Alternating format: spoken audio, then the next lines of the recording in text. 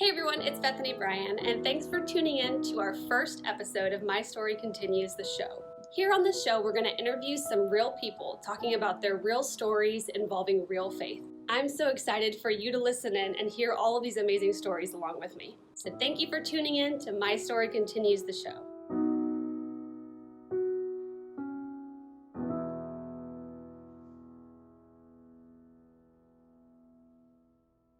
Hi, it's Bethany Bryan, and welcome to the first episode of My Story Continues, the show. So this is Kelsey. Hi. Kelsey, thanks for being here. Yes. So real quick, let's start with the diagnosis, because that's really where the whole journey began, and kind of go over, what you felt in that moment. Well, my diagnosis was honestly, I call it a complete fluke, just based on my job and being around people who every day they don't think it can happen to them. I'm kind of hyper vigilant about myself. And so one day I was sitting at my desk and, I went to scratch the left side of my neck and I was like, there's a bump there. And then I went to the right side. I was like, well, there's not a bump there. And for a couple of minutes I was doing this kind of thing, and it wasn't a big bump. It was maybe the size of a pea. And, I was like, okay, I need, just get it checked to see what it is. I think that was about probably like May, maybe late April. And during the month of May, I ended up having a miscarriage. So that kind of got put on the back burner for a second. I finally went to my doctor, my primary care physician, in June. And he kept asking me repeatedly, I would say 4 or 5 times, if I've ever had mono. And I was like, no, I've never been diagnosed with mono. At least to my knowledge, I've never been formally diagnosed by a physician. So if I've had it, it's unbeknownst to me. So he said, we're going to order a CAT scan. He ordered a CAT scan. The results came back, and he said, whatever was in my neck is in my chest. And he actually was the one who referred me to my oncologist, which at the time I had no clue what that was. Yeah. And he called my oncologist and said, please take this case. And I went to my oncologist. I pull up at the building, and in like big lettering, it just said Cancer Specialist of North Florida. Oh my God. And I just was like, oh my God, do they think I have cancer? What's going on? And all these thoughts and fears are swimming through your head. And I meet my oncologist, and I was very, very fortunate because most of the people who get referred to him have either been diagnosed already by another physician or oncologist, and they're getting a second opinion, or it's a reoccurrence. Okay. So he didn't have too many first-time cases, and he said, well, we're going to do a PET scan. He said, he told me going in based off my CAT scan, he did believe it was cancer. I was praying against it the entire time. I was like, I'm not even trying to hear this. So they did a PET scan and a biopsy. The whole time I'm praying, just believing that it's, nothing.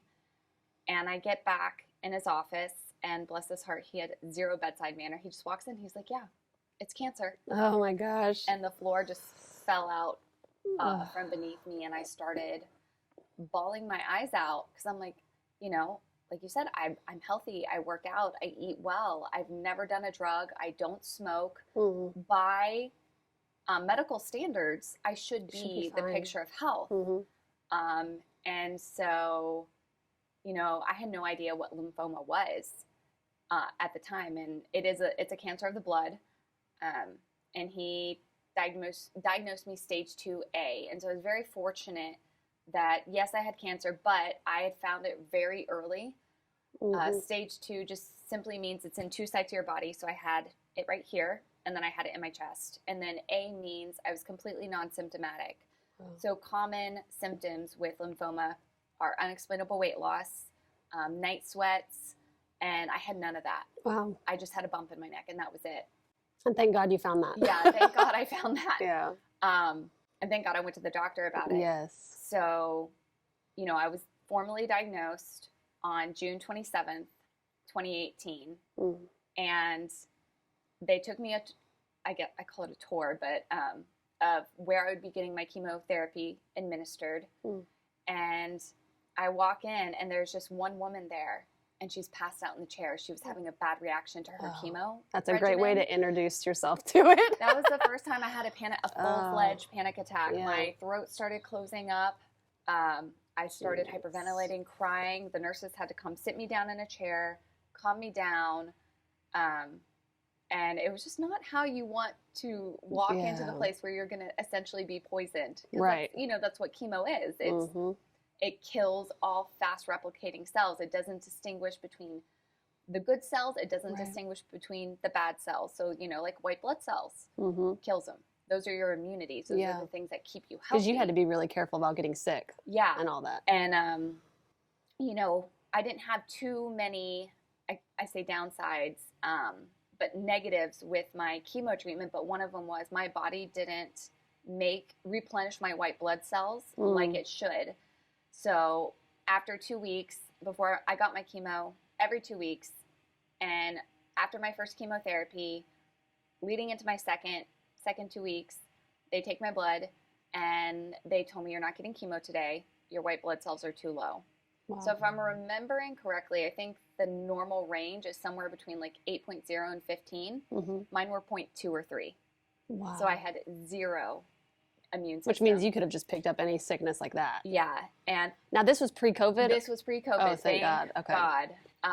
Yeah, but my doctor, he literally told me, he said, you were quarantined to your house. Yeah. He said, if you get a cold, you could die.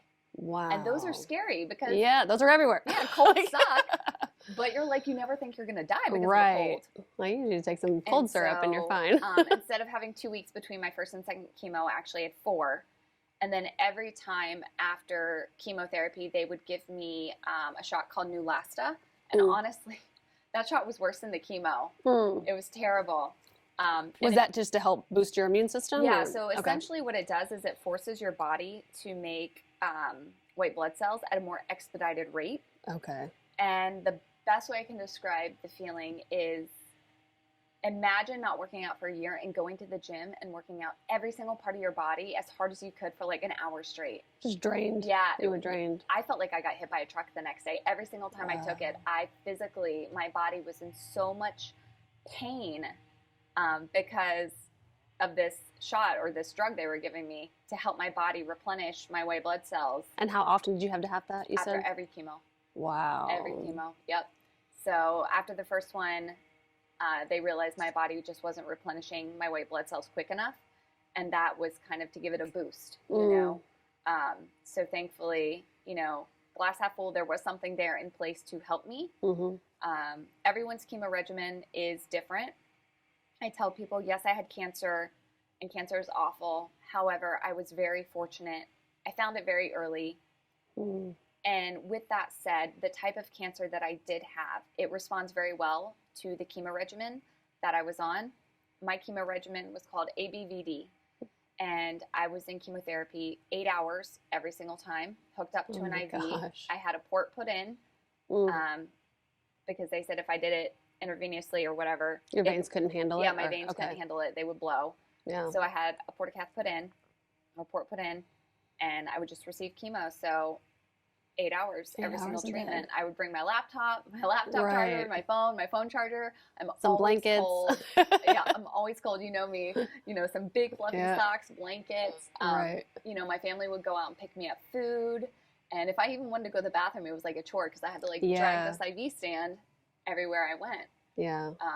Now, as the chemo was doing its thing, did you have any kind of reactions or anything like that? There was one. I think it's bleomycin, if I'm remembering correctly, but they call it the red devil, and it's light sensitive, so they have to have a bag over it.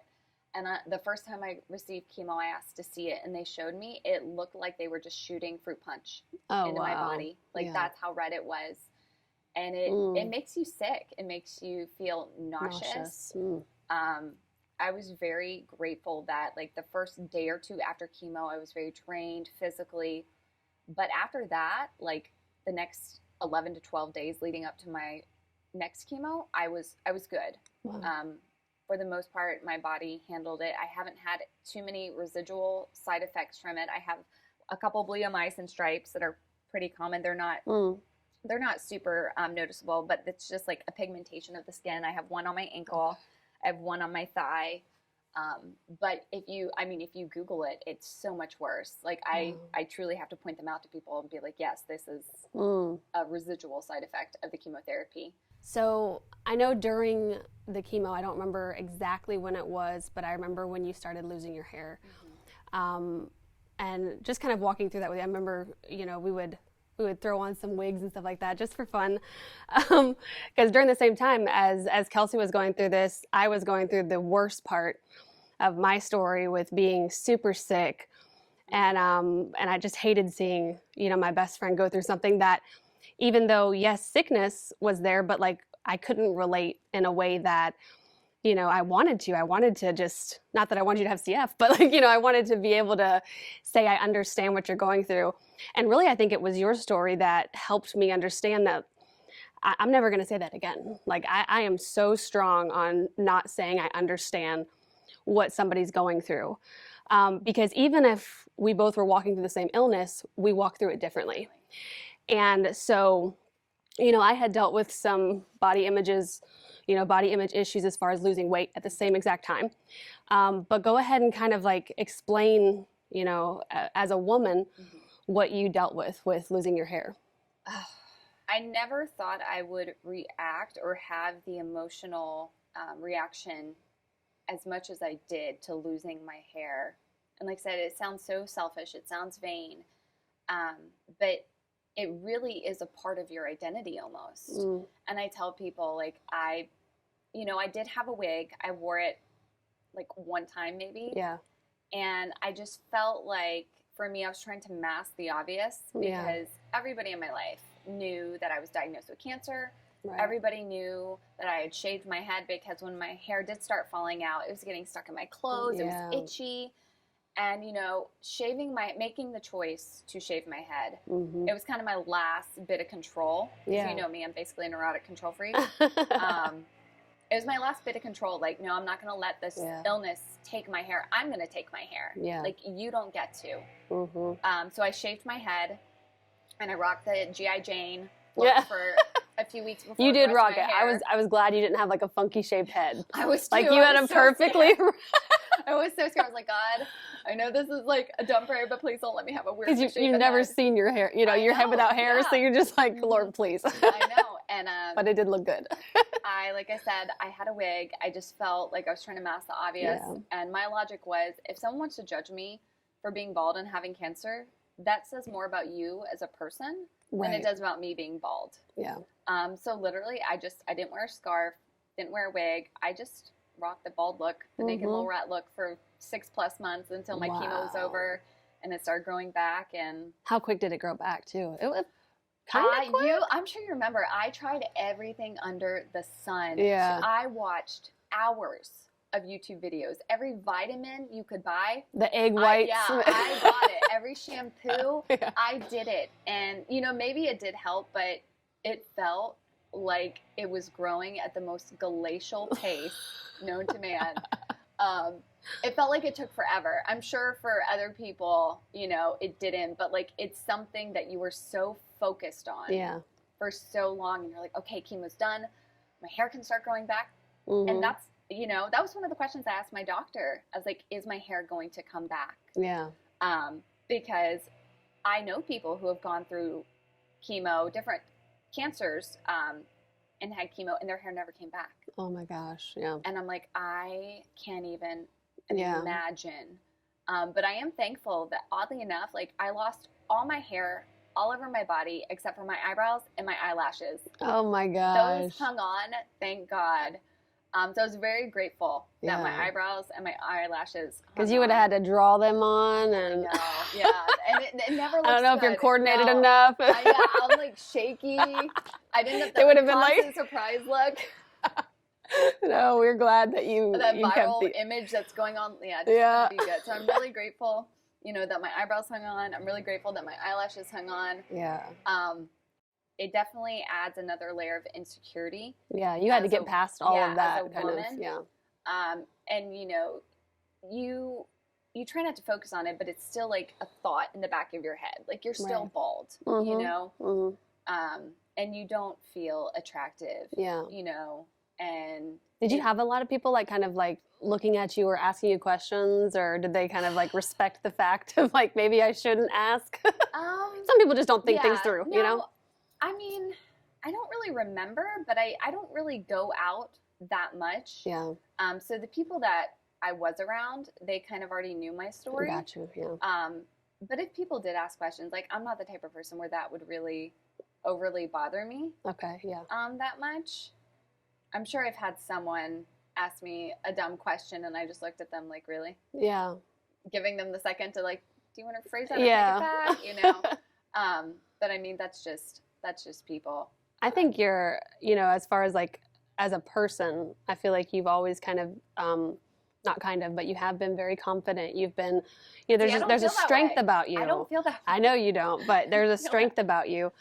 And so when you got this diagnosis, you know, I remember just thinking like, if anybody can actually get through this, you know, it's Kelsey. Because you were how old when you were diagnosed? I was 30 when I was diagnosed. And you have a son. I have a son. My son was 4 years old. So much kind of like on your shoulders, just as a mother, even being like, you know, I have to make it through for my son. Yeah, it's not an option. Like the thought of leaving my son motherless, I mean, and not being there to witness all these life events in his life. I mean, it's just awful. And, you know, we didn't tell him the intricate details of everything. We just said, Mommy is very sick. Yeah.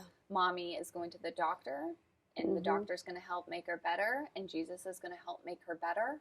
And I'm very grateful. You know, God does miracles, but you know what? Some of these miracles, God uses doctors. No, 100%. And I am so grateful for that, for the wisdom, the knowledge of all these people in the medical field who helped heal me. Yeah. And, you know, when I had my port in, me and my son would joke. I'd be like, yeah, it's my off button. And he'd press it, and I would like power down, and then he'd press it again. I kind of power back up like a robot. So, I mean, we did have fun with it as much as we could. So, Kelsey, we've talked about your diagnosis coming out of nowhere. We've talked about your hair loss and how you dealt with the insecurities of that. But really, I want you to tap into what you went through spiritually, your relationship with God.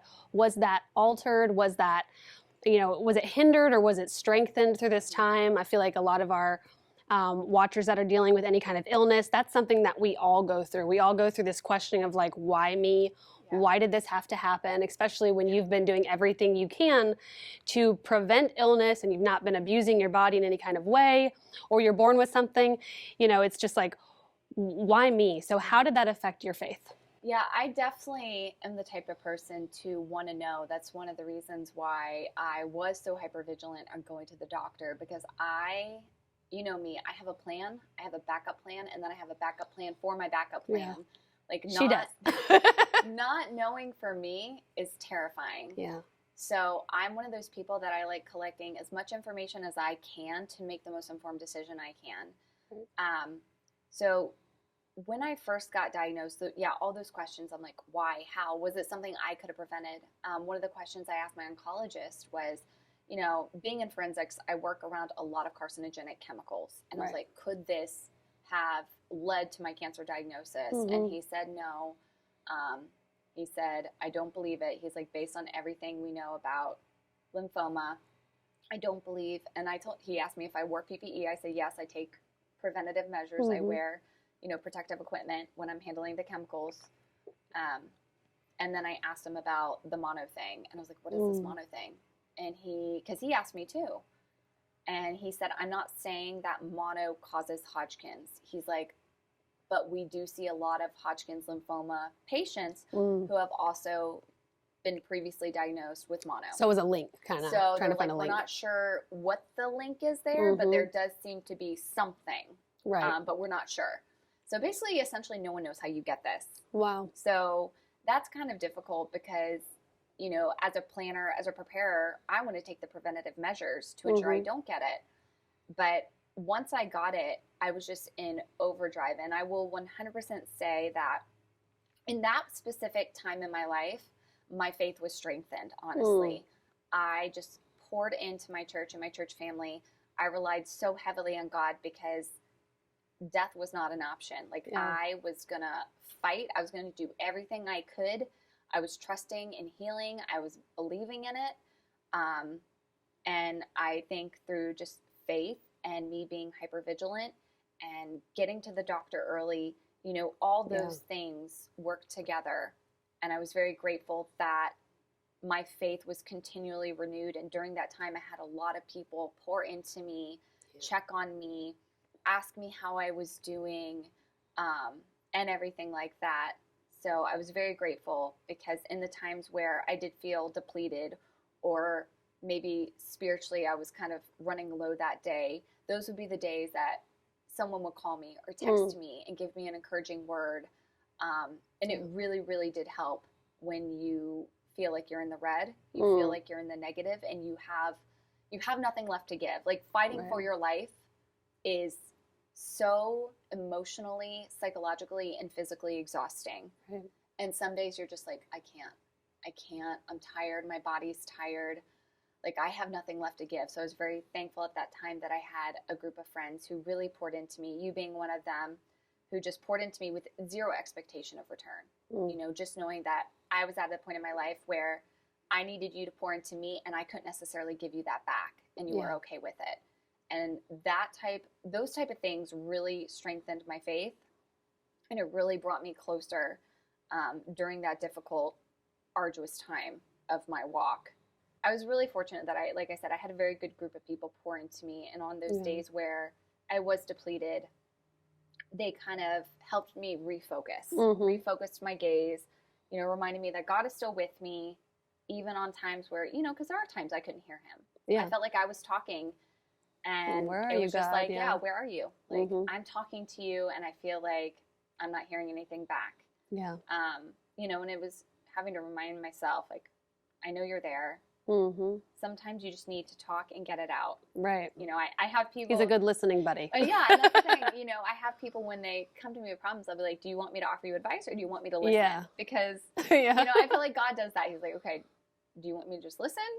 And, you know, you need a vet. But yeah, I was really, for the most part, my faith was not negatively impacted. I was very much strengthened through this process, thankfully.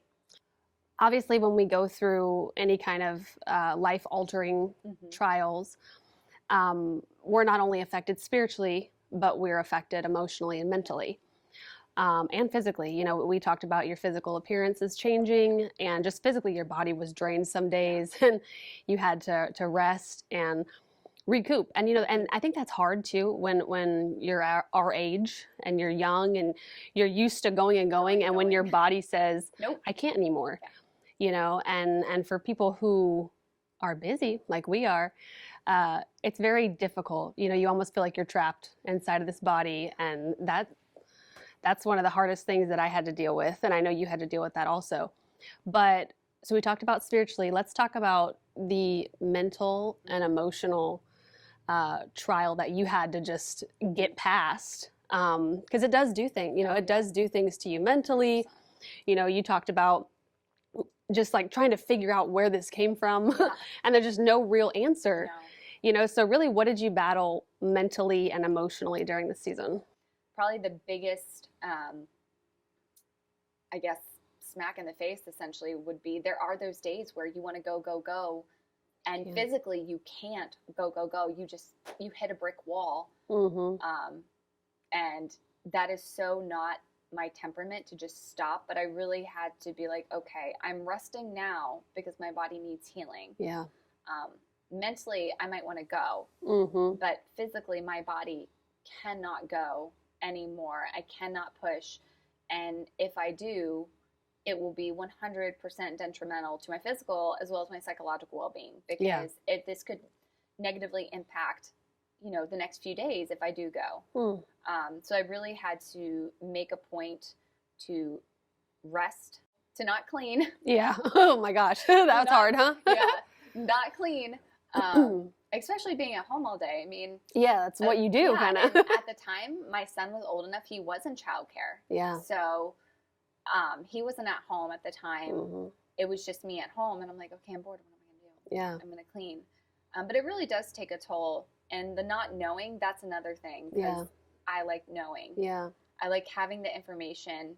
And I mean, even to this day, I don't know. Someone threw a monkey wrench and it's like, okay, well, how did this happen so I can prevent it from happening again? Exactly, yeah. But when you don't know, you have no way to prevent. I have no way to prevent it. And I just, I went into remission very quickly. I was very, very blessed. My first chemo was July 12th, 2018. Wow. I was deemed cancer-free by September 7th of that year. Wow. So, it was hard mentally, continually going for all those chemo treatments until the end of December, knowing that for 8 hours I'm poisoning my body when there's no cancer in it anymore. Right. But at the same time, I was like, it was at the recommendation of my doctors, and I never wanted to have to deal with this disease again. Right. So if this is going to decrease the likelihood, I will suffer now to avoid having to endure this again, because I don't wish cancer on anybody. It's a terrible illness, and I feel like most people have been touched in some way, whether personally themselves or through a loved one, a friend. It feels like it's everywhere. Yeah. And you think it can't happen to you, but I'm here to tell you it can, and it does. And be hypervigilant, and you get those feelings for a reason, those spidey senses, whatever you want to call them, that nag, okay, I need to get this checked out. Right. It was just a bump, it didn't cause me pain. I just noticed a tiny little bump, and had I waited and started, being symptomatic, having the night sweats, having the unexplainable weight loss, things like that, I would have been farther along in my staging. And just go to the doctor, get it checked, get the peace of mind. When you go through sickness or illness like this, it's life-threatening. There's a sort of desperation in your heart that you get for the Lord. Yeah. Now, one thing that I have struggled with is still, so obviously you're in remission, like everything is going good right now. Do you find it difficult to still be in that place of desperation? Yeah. When your feet are to the fire, it's a whole different feeling, and we hear it so many times. People only reach out to God when their feet are to the fire. And I think that's true for, honestly, majority of humanity. My desperation was to be cancer-free, to live, to be a mom to my son, to live a full life. And praise God for doctors and the healing he gave me through those doctors. But once you're kind of pulled back and you don't feel that heat anymore, you get complacent. Yeah, and you have to make time for God now. And you have to focus more on the positives, And just being thankful too in general. Like on bad days, I'm like, thank you, God. There are days where, I do go to work and I am frustrated. I'm like, you know what? Overall, I love my job. Thank you, God, for this job. Today's a hard day, but in general, I'm very grateful, and I have so much to be grateful for. And it's really focusing specifically, like, okay, I'm thankful for this person. They might be frustrating me right now, but I'm thankful for them. So I definitely think that there is a level of complacency that comes with not being in that fire anymore. Not being directly in that fire, being removed from it, because you are I no longer feel like I'm desperate to climb out and to live. I feel like I am living. Right. So I think that's a very good and adequate way of thinking about it. Yeah. And just like for me, I find myself, because I went through such a season of not being able to physically do things, now it's like I'm just, I take every day and just like fill it, to the best of my ability. And so then I have to stop, and I'm like, okay, God, I haven't even said anything to you today. You know what I mean? Because I feel like once you've been through that, really, because there's something that happens when you go through an illness or a situation where you're desperate, because you really get to know God in a different way. Yeah. So your faith is strengthened, like you said. So some people fall away, but I've seen more so where people get strengthened because you need God to survive. And so I feel like there's a part of us that will always remember that, and be hungry for that. And so I think that's why it stops me in my tracks some days. And I'm like, oh God, wait, I'm not where I was. Like, this isn't, like, I can walk from one room to another now. I have to stop and go, thank you, God. Like there's such a I thank God for humble. waking me up this morning. Literally. I was driving here. I was like, you know what? Thank you, God, for waking me up. Yeah. Thank you for your protection. Thank you for your provisions. Yeah. You know, just things that we take for granted Right. every single day. Right. That come to be expected by us. Mm-hmm. But God doesn't have to give us that. Right. You know, it's truly a blessing to be thankful for. And it's only when those things are removed, whether it's a person out of your life or your health, that you're like, wow, God, please. I never realized how much I needed this. Please. Yeah. That desperation comes in again. Right. And once it's restored, you're like, oh, it's like relief. Yeah. You know, literally. And that desperation over time. It's like being told you're in remission. Yes, it Yeah. fades. And, you know, I still get checks every year. There's still that little bit of anxiousness, but overall, I'm very thankful that that's not something I really worry about. Yeah. It's good. Anymore. And it's not something that I stress over. It's not something that keeps me up at night anymore, thankfully. So Kelsey, we've heard about pretty much your entire journey up to remission, from diagnosis to remission. I want to know how, as a person, we talked about the spiritual growth that we've gone through, but how as a person has going through this unexpected chapter of your life, a few chapters, shaped you as a person? Oh my gosh, I am not even the same person I was in 2018. Like I look back and I'm like, I don't even know that person. You know, looking back, I felt so dependent, so frail, and now I feel strong. Yeah. More than anything, I think it alters your mindset. And it makes you so much more appreciative. And like you said, focusing on the little things. Yeah. You do have a renewed appreciation for just waking up in the morning. Yeah. Because tomorrow is never guaranteed ever. You know, I was 30 years old. I was healthy. In theory, I should not have gotten cancer, but I did, you know, and glass half full, it all worked. Everything kind of fell together in the best possible way for a horrible situation, if that makes sense. But not everybody is that fortunate. Right. And my advice would be just pour into those, you know, moments and just be accepting of those moments where people are trying to pour into you. Surround yourself with people who are understanding, who realize that this is a particularly difficult season of your life. People who are willing to pour into you and have zero expectation in return, because one day you will be returning the favor. And more than anything, it's one of those situations that it forces you to grow. You cannot stay where you are, because if you are, you're going to be buried. It forces you to move. My saying for a very long time now has been, just keep taking steps. You don't see the top of the staircase now, but keep taking steps, because you'll get there. And I've gone through other seasons of my life, and literally I'll just say that to myself, keep taking steps, keep taking steps. Yeah. And now I finally feel like I'm at the top of the staircase and I'm looking down at everything I've come through, everything I've overcome. And when you're in it, it's like quicksand. Yeah. You feel like every step is painful. Every step is difficult. You think you're not going to make it through. And looking back now, you're like, I did that. I overcame that. God was with me step by step by step, holding my hand, putting the right people in my life, orchestrating things. And even on smaller disappointments in my life, things that I thought I wanted, that I really earnestly thought that I wanted. And I was like, God, please. I was praying so earnestly. I was like, please, please open this door for me. Please, please, please let this happen. And he didn't. And I was devastated.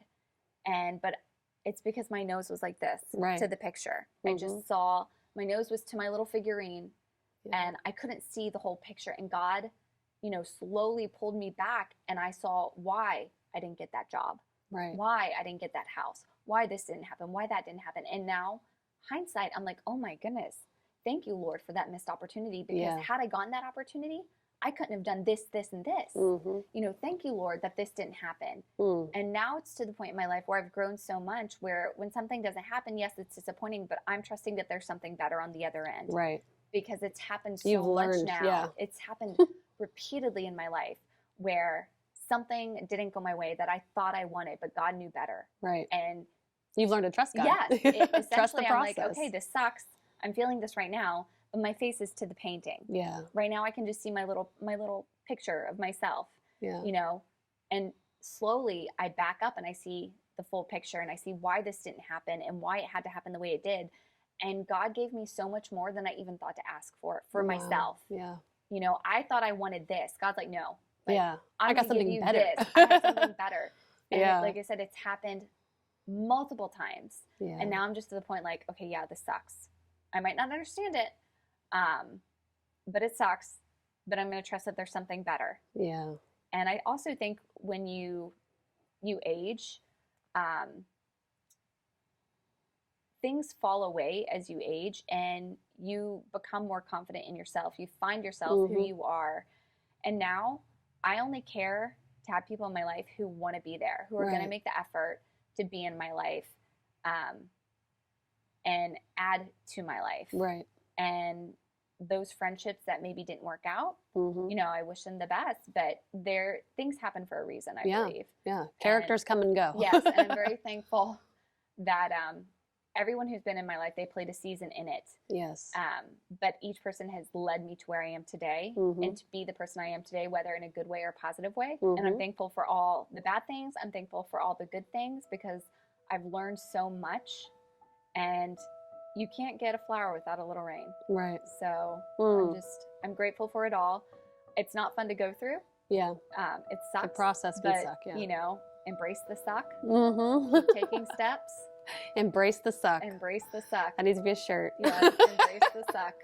Keep taking steps and just realize one day you're going to be at the top of the staircase.